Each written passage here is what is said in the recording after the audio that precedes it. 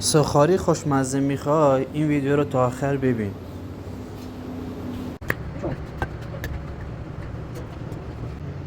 ادویه ها: فلفل سیاه، نمک، فلفل قرمز، پیاز، فلفل سبز.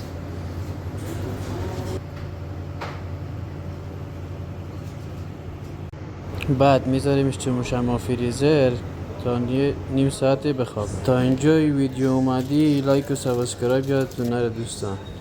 حمایت کنید، دستتون درد نکنه. 2-3 قاشق آرد گندم.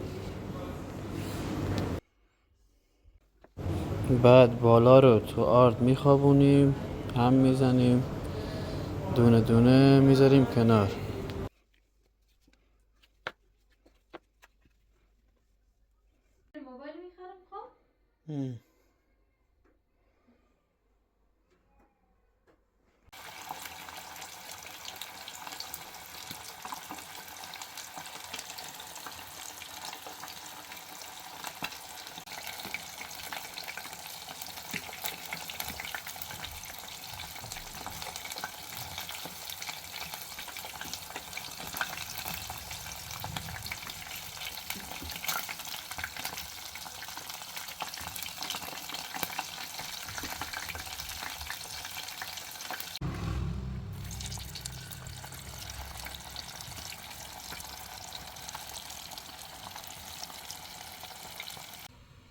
بعد اینکه سرخ شد با سس کچاپ و سس چیلی همش میزنیم. اینم شده است